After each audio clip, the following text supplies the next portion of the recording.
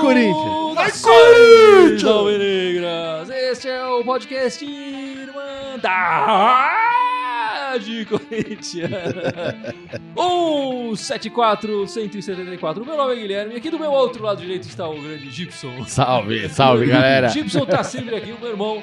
Às vezes vem, às vezes não vem, né? É o segundo seguido que você tá vindo, então tá bom. Pô, acho que eu continuo vindo mais do que eu não venho, né? Na média, né? O Coelho pode ter mudado a atitude do time, mas tua voz continua declinando, cara. É o final do ano do Corinthians, a voz já tá do mesmo jeito que o time.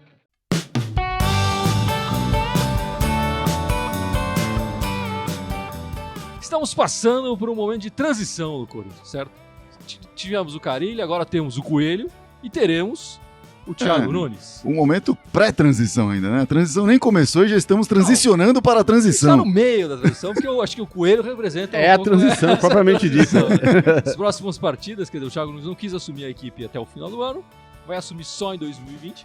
E a gente está passando por esse momento de transição. Então eu queria que a gente conversasse um pouco sobre os três treinadores, né? Eu queria deixar aqui um agradecimento. Acho que a gente falou bastante do Carille no podcast passado, porque ele tinha caído, a gente já estava meio perdido, não sabia quem vinha, quem não vinha. E acho que a gente esqueceu de fazer um agradecimento ao Carille, né? Eu acho que vale a pena agora, no momento que aquele sangue quente já passou e tal. O Corinthians com o Carille conquistou 4 títulos, né? 4 títulos importantes. O Brasileiro de 2017 foi espetacular. Aquele primeiro turno que nem esse Flamengo tão elevado às alturas hoje alcançou a pontuação que o Corinthians conseguiu. É um turno invicto, né? O tri paulista também demais, quer dizer, há muito tempo o Corinthians não conquistava esse tri paulista.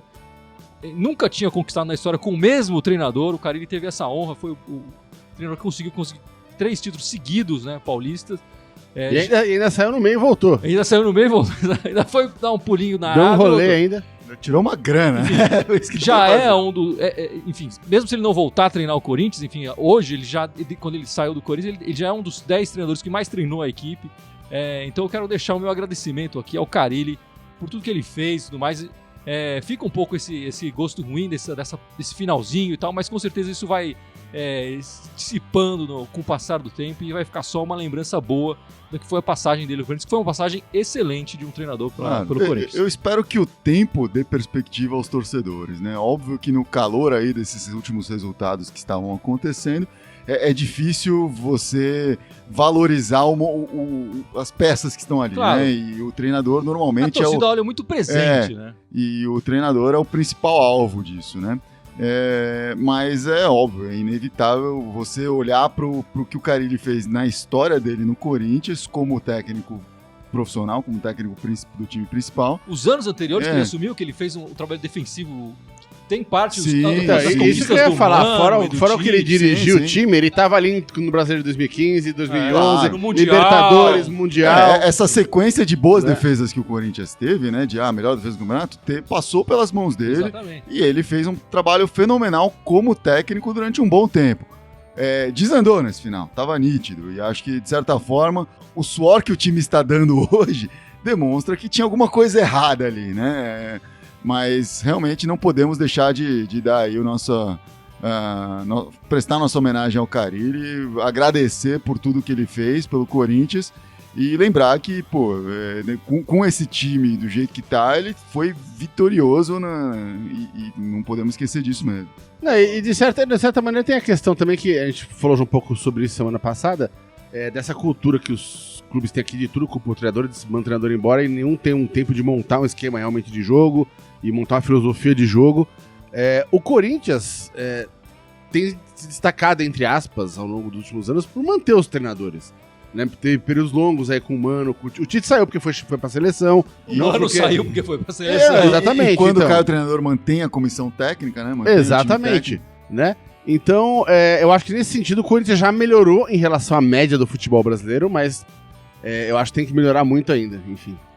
Mas acho que assim, a mudança de técnico se fez necessária a partir do momento que teve esse diagnóstico de que o time não estava rendendo o que poderia render nas mãos do técnico, né? O técnico, por falha do técnico ou não importa, é aquilo, né? Você tem um técnico e 30 jogadores.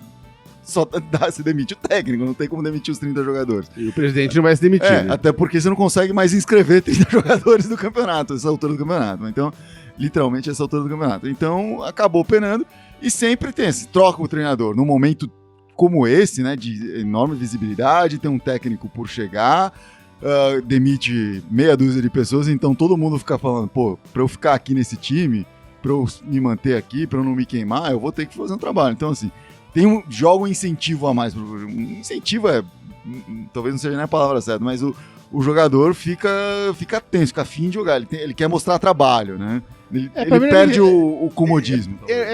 Não é que ele perde o comodismo, ele não tem mais onde se esconder. Antes ele ia falar, e agora o técnico saiu aí, porque você não tá correndo mais. Qual que é a história? Né? Se os caras não corressem agora, era tudo demissão no final do ano. Né? Exato. Saiu o Carille, o Thiago Nunes está chegando, não chegou ainda, o voo que ele vai tomar para São Paulo parece um pouco demorado, só daqui no final do ano ele chega. Assumiu o Coelho, que fez essas 2 últimas partidas com o Corinthians, né? Uhum. E eu tenho visto 2 resultados, quer dizer, um resultado bom e o outro também foi bom. Positivo, né? Uma vitória contra o Fortaleza, já fazia 8 jogos que o Corinthians não ganhava, né? Conseguir essa vitória para acabar com essa nhaca foi bom demais. Mas o Corinthians fez 3 gols numa partida, levou 2. E o que a gente pode falar do Coelho, né? O que vocês estão vendo desse futebol?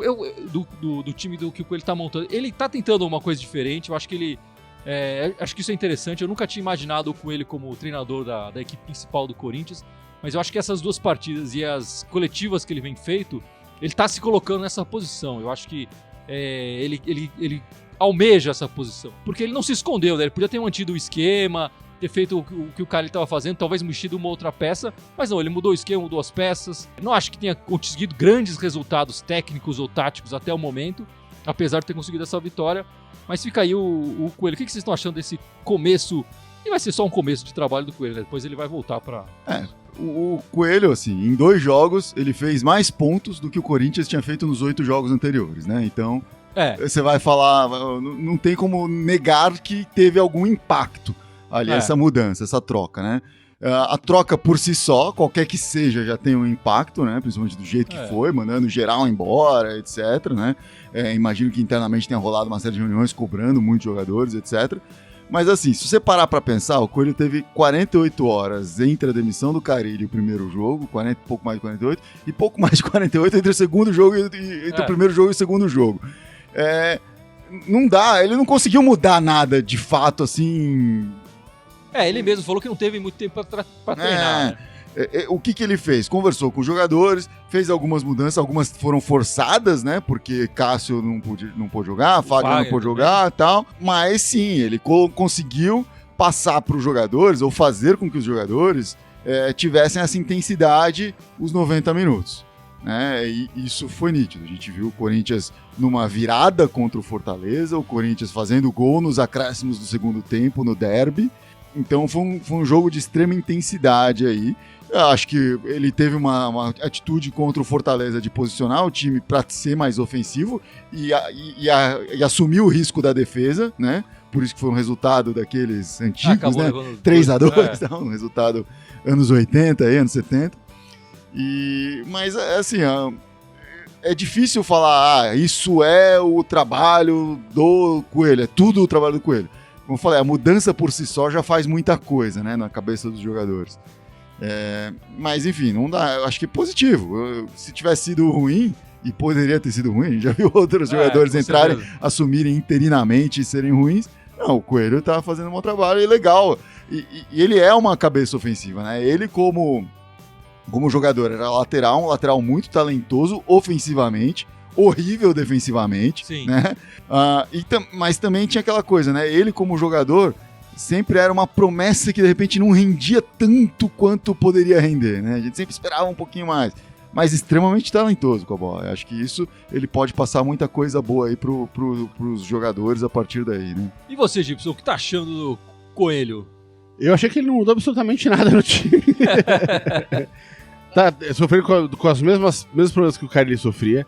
Jogadores que estão jogando mal pra caramba. Porque o elenco é limitado, a gente veio falando sobre isso antes. Muita coisa jogava nas costas do Carille, era o elenco que tá numa fase bizonha. né? O Júnior Urso tá jogando mal pra caramba, fez o gol lá na quarta-feira, foi aquele gol que ia fazer no ano, né? Pode esquecer, né? Do resto do ano. Da mesma maneira que no clássico ontem foi o Macedo também fez um gol. Falou, Macedo, bicho, o Macedo não vai entrar no lugar do Fagner. O Macedo jogou mal pra caralho. Sim, então, ele sempre jogou, mas ele sempre, não tô falando do jogo de ontem. Eu não vou analisar, né, o Júnior Urso pelo jogo de quarta e nem o Macedo pelo jogo de ontem, mas ambos vêm jogando muito mal. Assim como, enfim, todo mundo quem sabe o Cleison, todo mundo rendendo uma porcaria, todo mundo jogando muito mal. Então, eu acho que a única mudança que é perceptível nesses dois jogos com o Coelho foi que o time, pra mim, não é nem questão que o Coelho botou a pressão. O Coelho botou a pressão porque tem que botar, óbvio, ele foi colocado ali pra isso. Mas o time, não é que o time tá correndo por causa do Coelho. O time tá correndo porque ele não tem mais pra onde se esconder. Chegou pra mim, tá um ponto que ele tá se escondendo atrás do Carilho. Ele levando as porradas e o time aqui ali fazendo perninha mole. Essa intensidade que a gente falou é a filosofia do Carilho, é a filosofia do Tite, sim, é a filosofia sem do Mano. dúvida. Sempre foi pregado isso. Exatamente. Nos últimos 10 anos de Corinthians, isso foi pregado. Correndo é porque não queriam correr. Exatamente. A gente não, então, em algumas partidas que o Corinthians fez esse ano, a gente conseguiu essa intensidade. Mas, enfim, foram poucas e já nos últimos tempos, nenhuma. E aí sai o Janderson, aí o cara colocava o Cleison, não xingava o Carilli. Aí agora tirou o Janderson e botou quem? O Cleison. Não. Sabe? É a mesma coisa, cara, é igual. Tirou o Vital, pôs o Ramiro. A única coisa técnica, assim, pra dizer que não mudou nada tecnicamente no time, a única coisa que eu dou o braço que ele mudou, que eu achei uma temeridade, enfim, até que ele contra o Palmeiras não fez isso, porque ele não é louco, foi o fato dele inventar essa história de quando estiver atacando, fica só com 3 defensores e botou ali o Macedo na frente pra jogar ali como um meia. Mas a questão essa intensidade, sendo culpa do Coelho ou não, né, é algo que o time precisava. Precisava. Não, sem dúvida, mas o meu ponto é que não mudou nada tecnicamente. Nessa reta final vai fazer uma baita diferença, né? Eu acho que tecnicamente não. O Corinthians continua com os mesmos problemas, como você mesmo falou, né? Mas taticamente ele tentou uma coisa, essa saída com 3 jogadores. O Pedrinho mais oficializado no meio. O Carilli experimentou isso, vale dizer. O Carilli experimentou isso e não. Tudo que ele já tinha fazendo agora, o Carilli já fez. Todas essas alterações. Essa formação que ele jogou contra o Fortaleza, o cara já tinha jogado com essa mesma formação, com exceção do Macedo e do Volta, porque o Cássio e o Fábio estavam podendo jogar. Então o cara já tinha feito tudo isso, não tem novidade nenhuma no que o Coelho tá fazendo. O Jorge Carlos Oliveira tá falando, uma coisa que mudou foi afastar o Ralf, né? E foi uma opção do técnico mesmo, porque ele queria o time mais leve e com mais velocidade. O Gabriel traz isso mais do que o Ralf. E poderia ter sido diferente, por exemplo, contra o Palmeiras, tal, mas não, ele manteve o Gabriel, né? Então foi uma escolha do técnico, sim, e com o Carilli a escolha era o inverso. Eu vou optar pelo Ralf. Só que o Ralf tava jogando bem, era o cara que salvava no time muitas vezes. Exatamente. A questão é que nessa posição, talvez uma das boas posições que a gente tem escolha pra fazer assim, na média. Porque, tudo bem, o Ralf começou a ter alguns jogos ruins, mas o Ralf vinha jogando muito bem. Antes dele, o Gabriel teve uma época muito boa também. O Ralf fez o Ralf era titular no começo do ano, porque o Gabriel até começou no machucado. Sim. Depois o Ralf se machucou e o Gabriel jogou muito bem. Virou titular com o Carilli. Sim, sem dúvida. E aí depois, claro, numa queda de rendimento novamente do Gabriel, ou no cartão amarelo, não lembro, o Ralf voltou, assumiu a posição de novo. E tava jogando pra caramba. Então, mesmo pro Carilli, se a gente for pensar no time do Carilli, ele também teve essa... Agora, E no próximo jogo, é bom falar, o Gabriel tá suspenso com o 3º amarelo. Deve voltar o Ralf, é o que tudo indica. Eu não vejo outro jogador que ele vai colocar ali na posição. O que muda mais, talvez, do que a própria peça, é a função da peça, né? Que nesses 2 jogos com o Coelho, pelo menos no primeiro jogo do Fortaleza, o Gabriel avançava muito mais, né? E aí tinha um entendimento ali com o segundo volante, no caso o Urso, do Urso ficar quando o Gabriel subia, etc. Teve um pouco mais dessa brincadeira. Mas, de novo, isso o Corinthians teve com o Carilli em 2017, sim. Por exemplo. Exatamente. Ou em 2018. Então, não são conceitos novos, né? Não trouxe nada, mas foi uma coisa. Agora, por alguma questão, pela saída do Carilli e agora o Coelho, é o cara que tá ali na frente, então sim. Ele vai assumir esses... Não, e se for pensar resultado por resultado, né? Nesse jogo de quarta-feira, a gente tomou 2 gols ali, que não precisava ter tomado de bobeira, porque tinha um buraco lá direito da defesa, e a gente ganhou esse jogo rifado. Né? O primeiro gol ali foi um chute bizonho do Pedrinho, que a bola miraculosamente foi parar no pé do sem querer, absolutamente sem querer, no pé do Bozelli, na frente do gol, e o Bozelli não conseguiu perder o gol, né, dentro do que ele consegue fazer. Eu já falei com você, eu acho você um tanto enviesado aí sobre o Bozelli. O Bozelli se afastou do zagueiro, alcançou a bola e chutou. Ele se afastou do zagueiro, ele tava ali, a bola foi parar no pé dele, mas enfim. Mas foi um gol cagado. Não foi um gol que o Corinthians armou a jogada e fez a jogada. Sim. Mas os outros dois gols foram armados. Não. O único gol foi o segundo. O terceiro gol, o Cleison sequer olha pra cruzar a bola. Ele jogou de qualquer jeito a bola. Ele rifou a bola na área e, por acaso, caiu na cabeça E o Bozelli brigou. Não, brigou, mas bate O cabeceou. papel de centroavante também é esse. Eu sei, mas foi uma bola rifada. Não foi uma jogada construída. O time não tá construindo jogadas de gol. No primeiro turno, a gente jogou com o mesmo Fortaleza, na casa do Fortaleza, e ganhou de 3-1, muito mais convincente. De virada também. Muito mais convincente do que esse 3-2 que foi agora. O Coelho tá aí, a gente sabe que ele vai ficar pouco tempo. Eu acho, pelas entrevistas e tudo mais, que ele já se coloca como um possível sucessor no futuro. Espero que distante, né? Espero que o Thiago Nunes faça um bom trabalho e fique bastante tempo. Mas ele já se coloca ali como um possível sucessor no Corinthians. Eu achei isso bem interessante dessa passagem do Coelho. Eu fico curioso, né? Esses 8 jogos, se o Corinthians mantiver essa tônica que teve nesses 2 jogos, brigar, conseguir uma vaga para Libertadores, vai pintar convite pro Coelho treinar algum time aí, né? Alguém vai treinar, sabe que não vai ser o Corinthians. Claro. Será que ele vai ficar no clube pensando, putz, agora eu construí aqui uma história legal? Pintar tanto convite. Eu acho que se pintar não falei tanto, vai pintar algum. Não, eu acho que se pintar o convite vai ser para uma equipe menor e tal. Eu cito o mesmo exemplo. Se até o Osmar Loss conseguiu o emprego depois da campanha dele no Corinthians, o Coelho, se tiver essa coisa bem sucedida, vai conseguir também. Vamos aguardar aí. É possível que o Coelho até saia se fizer um bom aproveitamento. Mas você falou em Libertadores, quer dizer, hoje, na minha opinião, o Corinthians briga para entrar no G6, né? No G6. O G4, para mim, já é. No G6. Enfim, já estamos. Mas o G6 já é uma baita conquista. O G4 eu não sei. Por que o G4 não? Eu digo o G4 porque a gente tem 3 times mais separados do bloco. Sim, o Flamengo, Santos e o 4 desse G4. O Grêmio tá ganhou os últimos 5 jogos. Acho que tá uns 5 pontos na frente aí do Corinthians. 5, 6 pontos. Matematicamente não tá distante. Mas a performance. Tá no jogo. Não, pelo desempenho em campo, até pelo esse momento de transição do Corinthians e tudo mais, eu acho que o Corinthians já não chega no G4. Não, o Corinthians, nesse momento, ele não tem que ficar olhando colocação. Ele tem que ganhar. O primeiro jogo aí vai ser extremamente importante. E agora, daqui pra frente, vai pegar times que estão ou na zona de rebaixamento ou estão naquele meio que já não estão mais brigando por um G6 e também não estão brigando por um rebaixamento. Porque com o Atlético Paranaense ali no bolo também, agora o Flamengo muito provavelmente vai garantir ele carimbar a Libertadores também, vai virar um G8 isso aí. Não, mas assim, o que eu quero dizer assim, o Corinthians dificilmente entra com a vaga direta. Sim, tudo bem. Fase de grupos. Mas hoje, G6 já é... O Corinthians começou 2019 fora da Libertadores. Se terminar 2019 dentro da Libertadores, eu acho que é uma meta cumprida. Mais comentários aí, Gibson?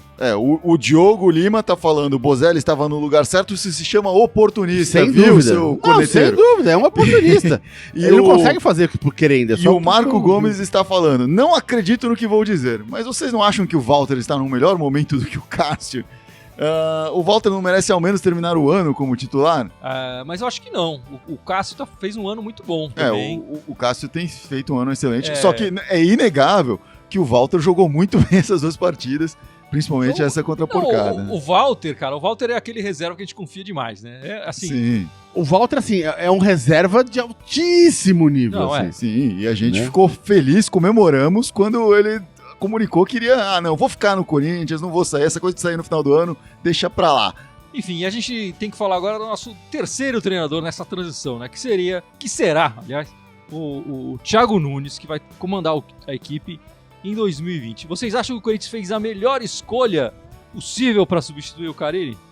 Primeiro, um parabéns para o Corinthians por manter essa novela curta, né? É verdade, eu tava esperando que ia ser uma coisa mais demorada. Era o tipo de coisa que no Corinthians costuma se prolongar, aí tem carinha faz declaração, aí a torcida fica para um lado, fica para o outro, ninguém sabe, assim. Dessa vez não, foi rápido, tomou a decisão, o cara também comunicou a decisão rápida, o Atlético Paranaense lá fez a birra deles, enfim, dane-se, e já decidiu, ok, vai ser com ele até o fim do ano, ele chega depois porque ele precisa de férias e acabou, pronto, tudo definido. Então, o fato de estar tudo definido. Eu concordo com o com que você falou, mas vou colocar um pouquinho de teoria da conspiração. Eu acho que o Corinthians já tava falando com ele antes. É bem possível, é bem possível. Por isso que foi rápido. Claro, Eu acho que não foi uma coisa tipo... caiu, agora vamos ver quem vai chamar. Claro, o empresário dele tinha visitado o Parque São Jorge algumas semanas antes e falou, não, é porque eu sou amigo do Ramiro. Enfim, vai saber, né? Agora, é a melhor escolha? Eu acho que o momento do Thiago Nunes é fantástico, né, no futebol. A ascensão dele Era um técnico muito cobiçado. Né? Era um técnico que estava em uma evidência muito grande. Ia ser difícil para o Atlético Paranaense segurá-lo nesse fim de ano, né? Se não fosse o Corinthians, algum outro time buscaria ele, né? Vamos torcer para dar certo, porque assim, é um outro nível de tudo quando você sai de um Atlético Paranaense e entra no Corinthians, né? O Atlético Paranaense é um time de Série A, é um time que brigou por títulos, é um time que se elevou no cenário nacional nesses últimos 2 anos sobre a batuta do Thiago Nunes, com certeza. Agora, com o Corinthians, a brincadeira é outra, cara. É tudo diferente, O nível de cobrança é vezes 10. É tudo questionado, exatamente. É repórter em tudo quanto é canto, é ligação, sei lá, é uma outra... É muito diferente. Se ele peidar, vão reclamar que ele peidou, se ele não peidar, vão falar, por que você não peidou? Não comeu bem hoje? Né? Então, aqui é foda. E o Thiago Nunes, ao que tudo dizem, né, nos bastidores, teve esse ano 2 propostas já, né? E não aceitou nenhuma das 2 anteriores, do Atlético Mineiro e do Internacional de Porto Alegre. Acabou aceitando do Corinthians e para muita gente lá no Paraná foi uma surpresa ele ter aceitado. Você acha que ele fez a melhor decisão da carreira dele? Pra carreira dele, cara, quem sabe é ele, cara, bicho. Eu acho que ele tá querendo um desafio maior. Foi só por isso que ele veio pro Corinthians, né? Se fosse pra manter o mesmo nível de dor de cabeça, ou seja, jogar ali num time que disputa a meio da tabela, que tem uma cobrança muito menor que o Atlético, com todo respeito, o Atlético Paranaense. Ele podia também jogar no Atlético Mineiro também, que o time vai ficar ali brigando no meio da tabela. Ele podia ter jogado no Inter, que tá brigando no meio da tabela. E, sabe... Agora... Se ele fosse pro Mineiro ou pro Inter, já seria, de certa forma, subir um degrau, né? Em termos de tradição. É um degrauzinho, o cara subiu uma escada agora, né? Ele tá buscando um novo desafio. Ok, mas é o desafio. Né? É o desafio, exatamente. É o desafio. Porque ele vai chegar num clube que tá com as finanças ferradas, que tá com um elenco de merda, que não vai ter dinheiro ano que vem pra contratar, fazer grandes contratações. Que tá acostumado a títulos. Tem gente aqui perguntando, não respondi ainda, mas tem gente perguntando aqui, aí, contratações pro ano que vem? Galera, sossega, não vai rolar nada de excepcional pro ano que vem, fica tranquilo, porque o clube tá falido. O que ele vai ter que fazer, em si, talvez, é trabalhar junto com o Cifute ali, e as indicações dele, de quem que ele vai, já tão rolando que ele vai trazer 2, 3 nomes inclusive o Camacho de volta, do Atlético Paranaense. Que jogou com ele. Exatamente. Então ele vai talvez tentar montar ali um núcleo de confiança dele e chamar ali mais uns 3, 4 caras de fora e vamos ver o que acontece. Mas de certa forma é o trabalho que ele fez no Atlético Paranaense, né? Não, ele junto com o Fernando Diniz no começo e depois assumindo o time, né? Ele fez esse trabalho de pegar peças medianas, né? Um time meio... remendado, juntar alguns talentos internos e fazer esse time crescer, fazer esse time jogar bem como um time, fazer, enfim, a disciplina tática, o futebol, né, a tese de futebol prevalecer sobre o talento individual de cada um. Né? Enfim, eu tava dando uma pesquisada um pouco sobre a carreira do Thiago Nunes, enfim, sobre o que ele conseguiu no Atlético e tudo mais, né? Não é um cara novo, apareceu ontem no cenário. Eu acho que ele já chega com títulos interessantes no currículo. Acho que se a gente for pegar o Jair Ventura, por exemplo, assumiu o Corinthians, ele não tinha nenhum título no currículo. O Cristóvão Borges também não tinha grandes conquistas no currículo. Ele já chega com 2 conquistas interessantes para um clube menor. Sim, o Gibson que o diga, né? É o sonho do Gibson conquistar essas 2 taças que o Thiago Nunes já tem no bolso ali, na prateleira dele, a Copa Sul-Americana e a Copa do Brasil. Então, assim, mas na verdade, vocês estão lendo a coisa errada, ao contrário, na verdade. O Thiago Nunes tá vindo pro Corinthians justamente porque ele não quer mais ganhar a Copa do Já ganhou isso. Ele fala, bicho, isso é eu quero disputar título um brasileiro. Pro Atlético Paranaense, velho. Saca? O Corinthians tem que disputar Brasileiro e Libertadores. E assim, taticamente, o Thiago Nunes vai ser uma mudança no Corinthians do que vem sendo feito no trabalho até o Carille, né? Ele tem um jogo bem diferente. E precisa ver se ele vai conseguir colocar em prática no Corinthians. Essa é outra etapa, né? Claro. Mas o que ele conseguiu no Atlético Paranaense foi interessante. E um jogo mais propositivo, um jogo com transições rápidas. E aí também o título um pouco do nosso podcast passa por isso, né? Eu acho que o grande problema do Corinthians esse ano, tanto com o Carille e com o Coelho repete os mesmos erros, é a transição da defesa pro ataque. O Corinthians não consegue fazer essa transição. O nosso meio campo é nulo. E o Thiago Nunes tem um trabalho muito específico para conseguir fazer essa transição de maneira rápida, quando é um contra-ataque, ou de maneira mais construída, quando não consegue um contra-ataque. Porque você não vai conseguir contra-ataque na partida inteira, né? Sim. Os gols que o Atlético Paranaense consegue com o Thiago Nunes são gols de jogadas trabalhadas. A pergunta fica, esses são os gols que o Atlético Paranaense faz hoje, com 2 anos de trabalho do Thiago Nunes, né? Este mesmo trabalho começou lá atrás com o Fernando Diniz, que jogou, sei lá, foi técnico por uns 5 meses, talvez, do Atlético Paranaense, e caiu, porque a fundação deste trabalho gerava um certo caos em alguns momentos, né, antes de se sedimentar, e gerava gols bobos lá atrás, né, gerava goleadas e etc. Mas justamente o trabalho do Thiago Nunes se destacou por isso, né, quer dizer, ele pegou uma equipe que estava meio organizada da forma errada, talvez, sei lá, que não conseguia os resultados com o Diniz, e com ele conseguiu. Ele pegou uma equipe na zona de rebaixamento do Brasileiro e levou a equipe a uma boa classificação no Brasileiro do ano passado. Então, mas aí eu até entendo que teve um começo de trabalho com o Diniz, mas se criou um negócio em seu nome do Diniz que eu nunca vi o Diniz realizar. Exatamente. É aquela profecia que não se cumpre. Exatamente. Agora tá lá afundando, graças a Deus, né? Tá lá afundando o time da Vila Sônia. Quem vocês acham que se beneficia com a chegada do Thiago Nunes? Que jogador você acha que vai ser beneficiado com a chegada dele? Uma pessoa que pode se beneficiar é o Camacho, né? Que já tá sendo... Ele ainda é do Corinthians, acho, né? E tem rumores de que ele viria aí pra ficar, porque ele tem esse contato com... Seria uma extensão do técnico. Um salve pro Edson, né? Um salve pro Edson, que adora o Camacho.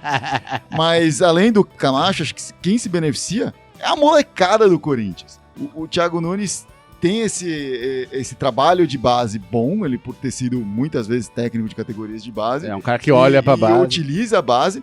E nos 2 anos no Atlético Paranaense, que ele esteve no Atlético Paranaense, ele pôs para os campeonatos menores, tipo o Paulista, um time B, um time de categoria de base, jogando a maioria das partidas com pontualmente o time principal entrando ali e jogando.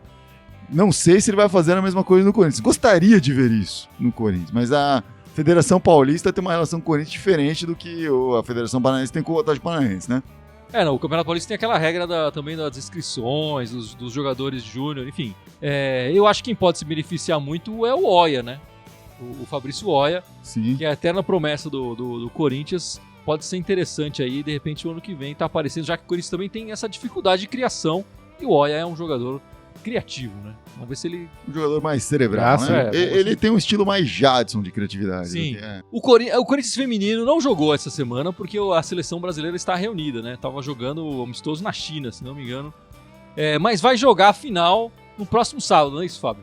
Exatamente. Contra o São Paulo, final do Campeonato Paulista, né?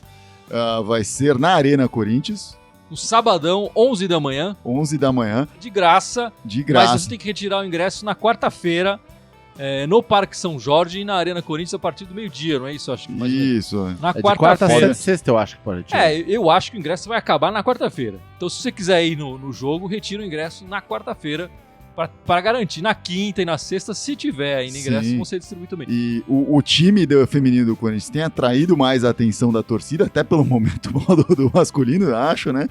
Mas pela história que fez, né? Fez história esse ano com sei lá quantas partidas invictas, 30 e tantas partidas invictas. Invictas não, de vitórias consecutivas. Foram 34 vitórias e invictas acho que 40 e tantas. Ainda tá invicto. Tá invicto. Não perdeu. Esse ano perdeu uma vez numa das primeiras partidas do ano. Foi na segunda partida do ano contra o Santos. E depois... Não perdeu nenhuma. Acho que tá na 47ª agora, acho. Pode sem perder.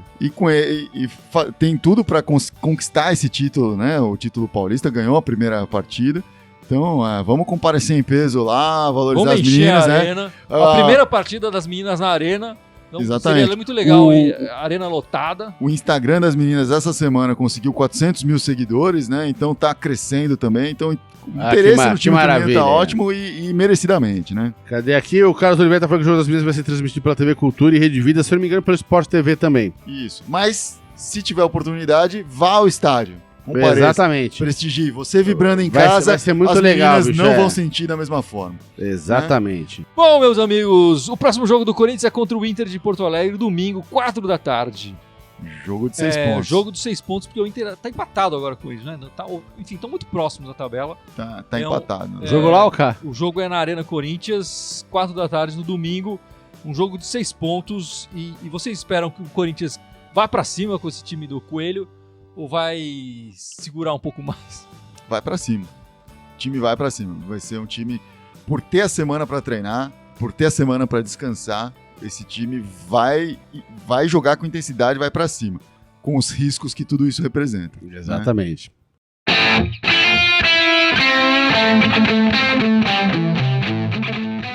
Bom, meus amigos, chegamos no final de mais uma edição. De mais um podcast da Irmandade Corintiana. E antes de terminar o podcast, tem a famosa lembrança que o Gibson faz aqui nas nossas redes sociais. Todas as nossas redes sociais. Por favor. Obviamente, fora o Facebook, o pessoal tá vendo a live aqui agora. Temos o Instagram, Twitter. Que mais temos? Instagram, Twitter, eu já esqueci. SoundCloud, iTunes, Twitter já falou. Spotify, YouTube, Deezer. É tudo, bicho. Onde você quiser achar nós tá lá. Tudo Irmandade Corintiana. Tudo Irmandade Corintiana. Só no Twitter que é Irmandade Timão. Tinha uma limitação de caracteres, não podia deixar o meu nome lá, então. É isso aí, procura a gente, manda Tamo em tudo quanto é lugar lá. Like na nossa página. E a gente espera que o Corinthians consiga ganhar esse jogo no próximo domingo, é isso? Eu tô sempre esperando uma semana de 6 pontos, mesmo quando não tem 6 pontos pra disputar. Vai ser 6 pontos, 3 da menina, 3 dos meninos. É isso aí. Dos meninos.